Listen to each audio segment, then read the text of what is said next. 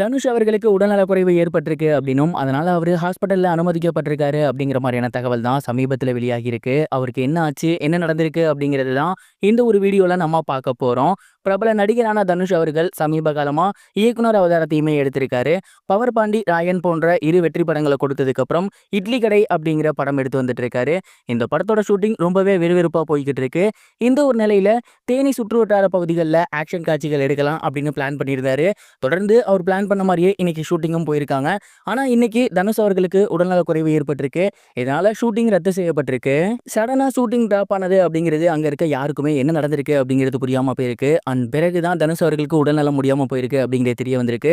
உடனடியா அவரை பக்கத்துல இருக்கக்கூடிய ஹாஸ்பிட்டல்ல சேர்த்திருக்காங்க அப்படிங்கிற தகவலும் கிடைச்சிருக்கு. இந்த ஒரு தகவல் அப்படிங்கிறது அன்அபிஷியலா தான் வெளியாகி இருக்கு. இப்போ வரைக்கும் படக்குழு தரப்பிலிருந்தோ அல்லது நடிகர் தனுஷ் அவர்கள் தரப்பிலிருந்தோ எந்த ஒரு அதிகாரப்பூர்வ அறிவிப்பும் வரல. ஸோ இதனால ரசிகர்கள் என்ன சொல்லிட்டு இருக்காங்க அப்படின்னா, உண்மையிலேயே தனுஷ் சாருக்கு உடல்நலம் முடியாம போயிருந்தா கடவுளை வேண்டிக்கிறோம். அவருக்கு நல்லபடியா உடம்பு குணமாகணும். ஹாஸ்பிட்டல்லேருந்து அவர் சீக்கிரமா ரெக்கவர் ஆகி வரணும். தொடர்ந்து அவர் படங்கள் பண்ணணும், படங்கள் இயக்கணும் அப்படிங்கிற மாதிரி சொல்லி வந்துட்டு இருக்காங்க. இன்னொரு தரப்பு ரசிகர்கள், ஒருவேளை இது ஃபேக்கா இருக்கும். இந்த படத்தோட ப்ரமோஷன் ஒர்க்கா கூட இருக்கலாம். ஏன்னா தனுஷ் அவர்கள் தொடர்ந்து ஏகப்பட்ட ஒர்க்ல பிஸியா இருக்காரு. இதெல்லாம் கண்டுக்க மாட்டாரு. ஸோ அதை வச்சு இவங்க பட்டையை கிளப்பியிருக்காங்க அப்படிங்கிற மாதிரி சொல்லி வந்துட்டு இருக்காங்க. எது எப்படியோ ஆனா தனுஷ் அவர்களுக்கு உடல்நலம் முடியல அப்படின்னும், இதனால இப்போ அவரு ஹாஸ்பிட்டல்ல அட்மிட் ஆகியிருக்காரு அப்படிங்கிற மாதிரியான செய்தி வெளியாகி எல்லோருக்குமே மிகப்பெரிய ஒரு தாக்கத்தை ஏற்படுத்தியிருக்கு அப்படின்னு தான் சொல்லணும். சமீபத்தில் வந்திருக்க தகவல் என்ன அப்படின்னா, தனுஷ் அவர்களுக்கு உடல் ஒவ்வாமை ஏற்பட்டிருக்கு. அதாவது அவர் ஒரு இடத்துல கிடையாது, கிட்டத்தட்ட பல இடங்களுக்கு டிராவல் பண்ணிட்டே இருக்காரு. வெளிநாடுகளுக்கெல்லாம் கூட போறாரு.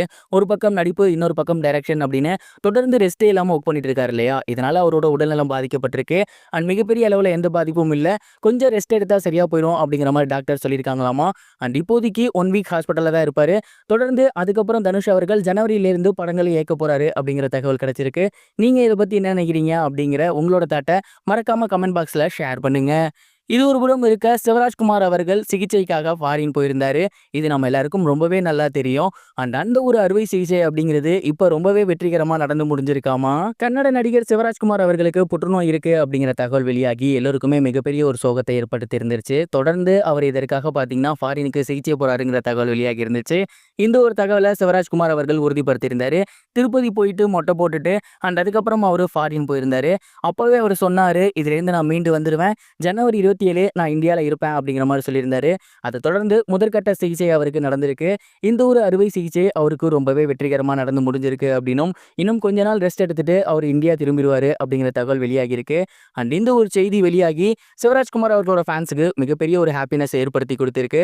சிவராஜ்குமார் அவர்கள் இந்த ஒரு புற்றுநோயை மீண்டும் கன்னட திரையுலகம் மட்டுமில்லாது தமிழ் திரையுலகத்திலையும் நடிக்கணும், ரசிகர்களை கொண்டாடணும் அப்படிங்கிறது தான் எங்களோட விருப்பமாகவும் மாறி இருக்கு.